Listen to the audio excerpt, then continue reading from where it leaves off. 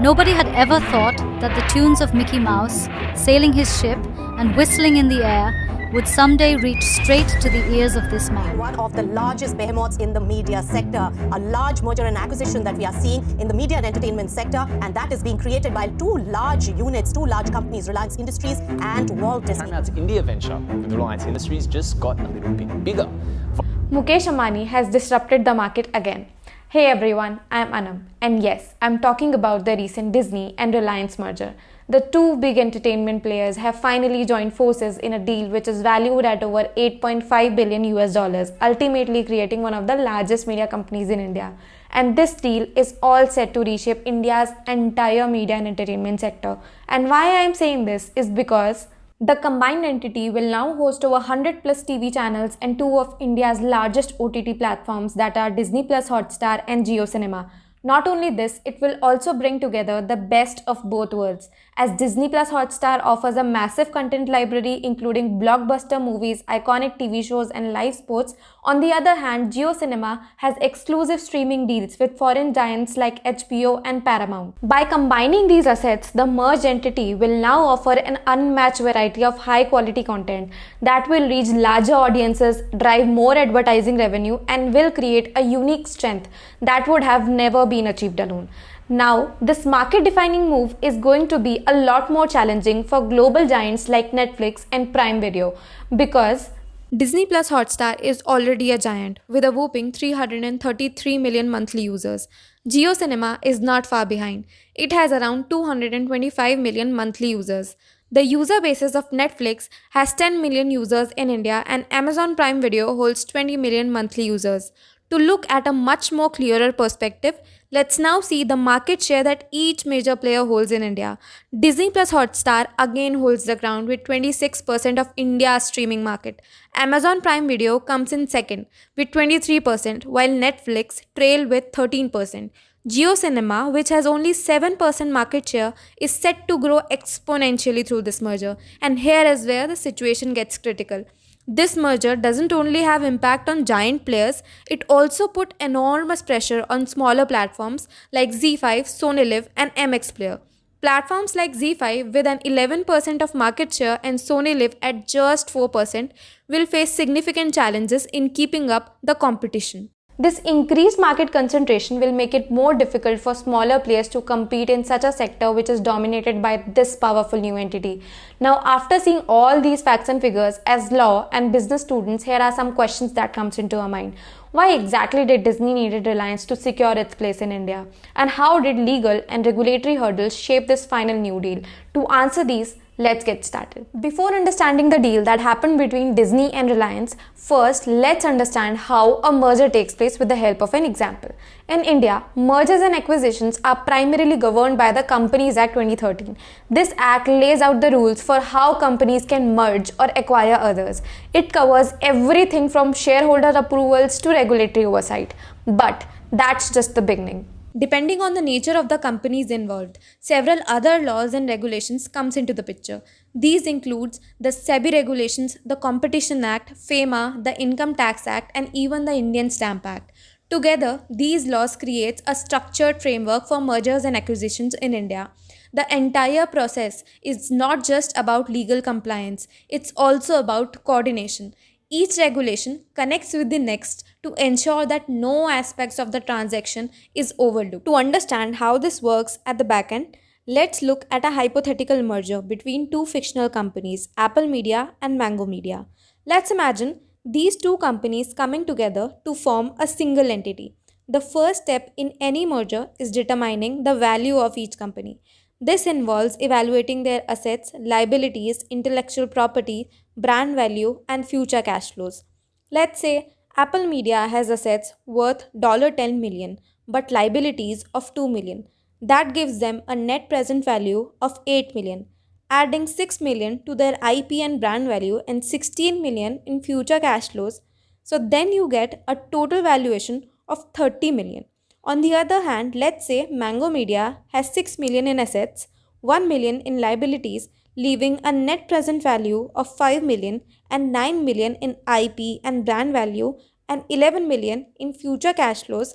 Now you get a valuation of 25 million. So Apple Media is worth 30 million while Mango Media comes in at 25 million. These valuations are the foundation for determining ownership in the new entity. But it's not just about the numbers. Before any merger moves forward, there is a crucial phase called due diligence. This is where the companies ensure everything is checked out from legal compliance to asset ownership. This phase is essential to avoid any hidden risk and protect all the parties involved.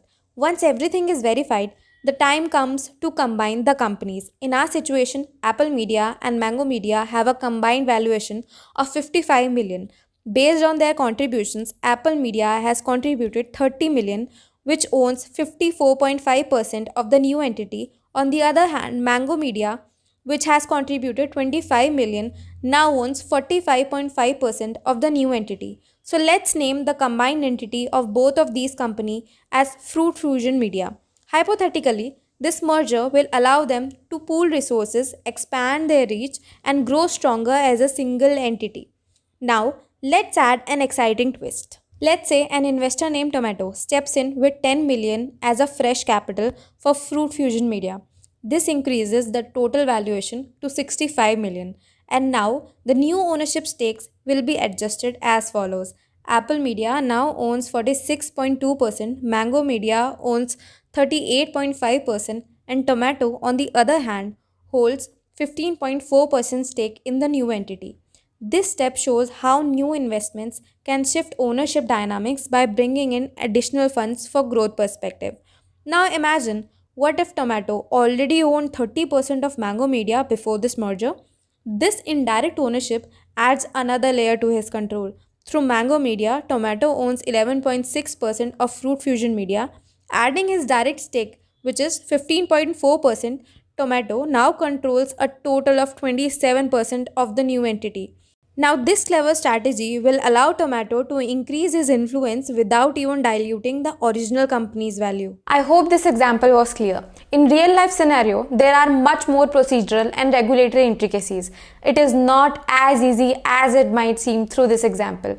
But this foundation will help you understand the key details of Disney and Reliance merger where something similar had happened. Now let's take a closer look at the powerhouses behind this monumental merger. Who are these giants that came together to create a media empire?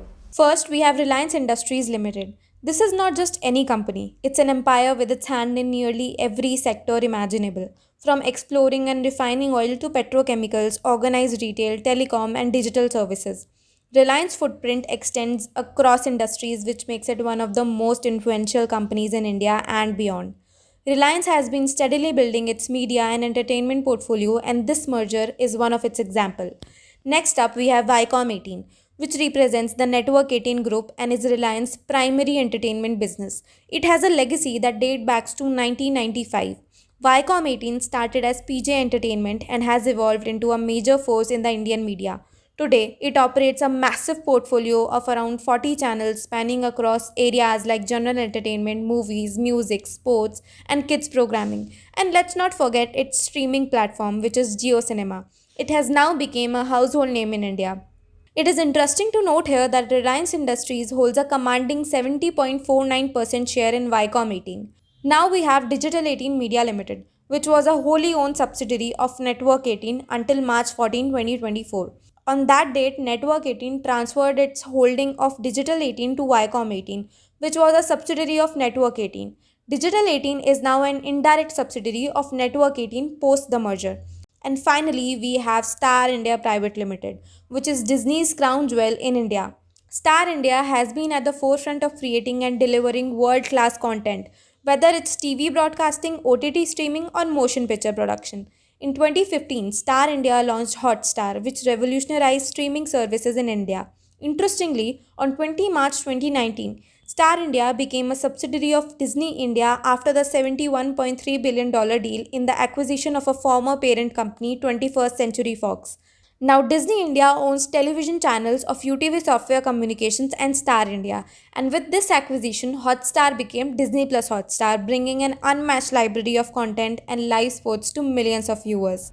The fun fact here is that Star India produces a staggering 20,000 hours of original content annually, covering everything from sports, movies to kid shows and infotainment. And that's the content powerhouse status right there in front of you. So when you put Reliance market dominance, Viacom's creative strength and Star India's global expertise together, you get a merger that's truly a force to be reckoned with. Now, let's see how this merger positions the entire new entity, because trust me, it's as complex as it's fascinating. To understand the mechanics, let's see how each player is playing a crucial role in this grand alliance. First, Viacom 18 has transferred its media operation undertaking to Digital 18. For this transfer, Digital 18 will issue equity shares worth approximately 3.34 billion US dollars to Viacom 18.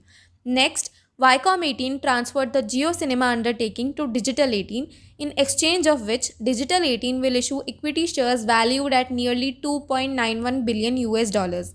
These transactions consolidate Digital 18 as a central entity under Viacom 18, which is ready for its next big step. Now, here is where Star India steps in.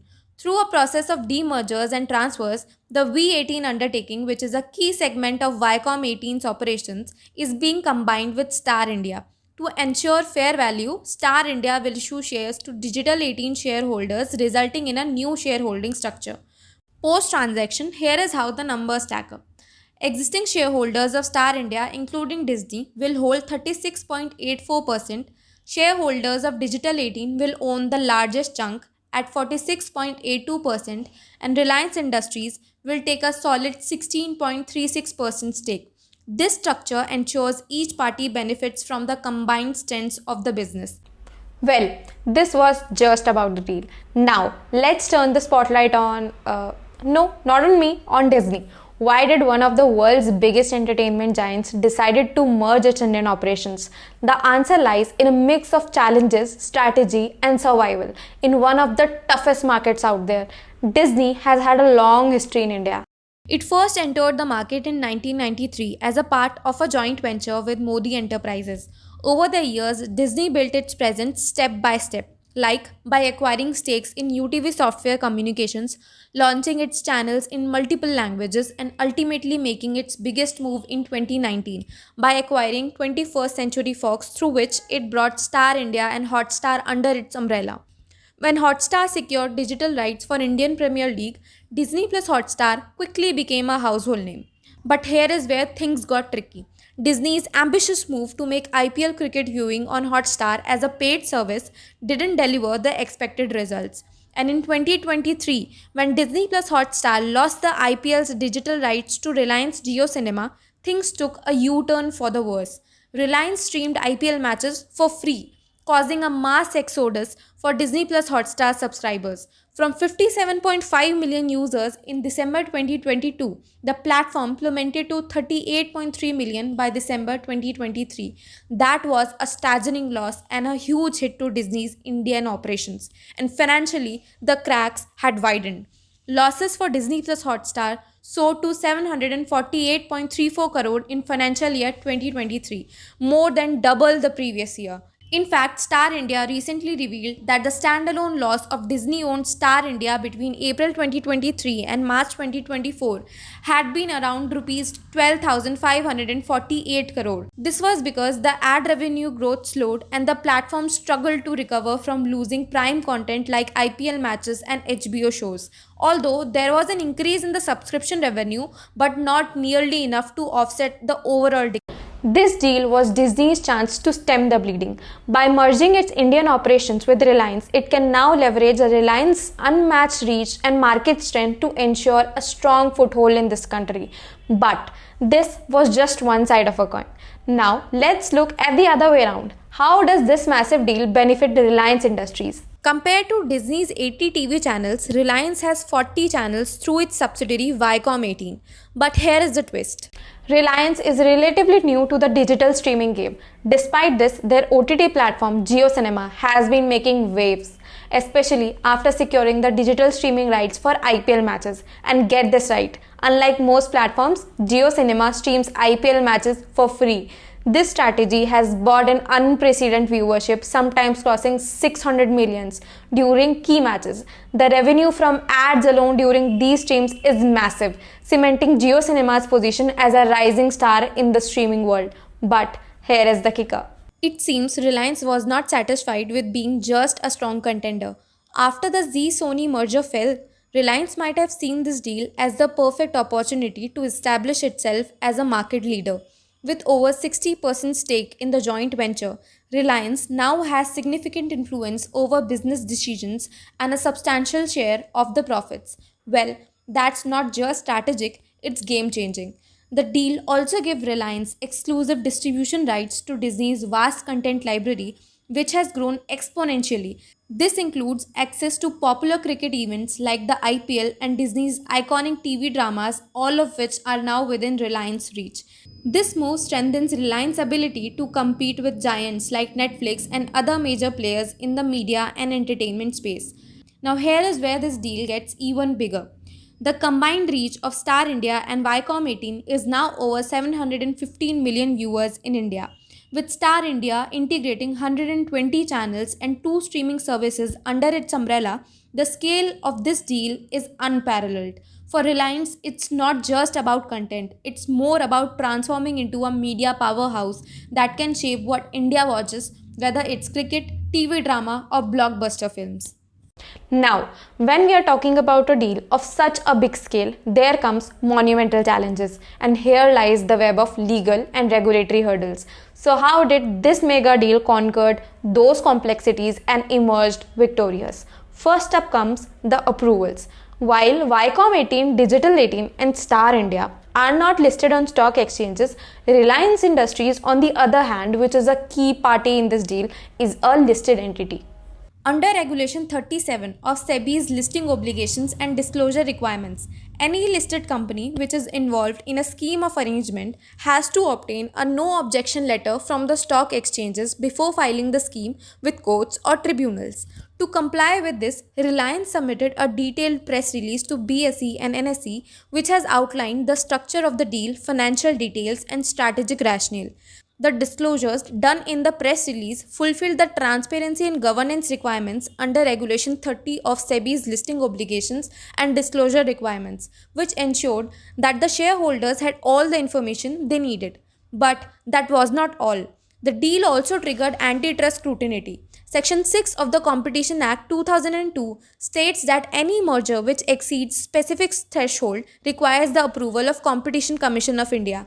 When the parties had notified Competition Commission of India, it identified several key markets where horizontal overlaps were significant, including licensing of audiovisual content rights, distribution of TV channels, and supply of advertising space.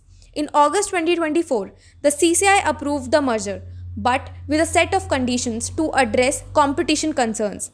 These conditions were critical to ensure that the deal won't disrupt market balance or stifle competition. And here is what Reliance and Disney had agreed to. They committed not to bundle TV advertising slots for IPL, ICC and BCCI cricketing rights until the current rights expire. This was a big move to prevent monopolistic practices in ad sales. The parties agreed to divest 7 TV channels including Hungama and Super Hungama, ensuring that the market remained competitive for smaller players. They also agreed not to package OTT ad slots for IPL, ICC and BCCI cricketing rights for the remaining tenure of existing rights. To maintain fair practices, they also agreed not to unjustly raise advertising rates for ICC and IPL events on their TV and streaming platforms. These voluntary modifications were outlined in a detailed order from the Competition Commission of India, which makes it clear that approval was contingent upon strict adherence to these commitments. All of these commitments underline the efforts that went into securing the approval for this groundbreaking deal. And with that, we arrive at the final takeaway. This monumental merger between Disney and Reliance was not just a business transaction, it was an amazing strategy to reshape India's entire media and entertainment sector. For your reference, I have added all the important resources in the description below. I hope this helped you. See you in the next one.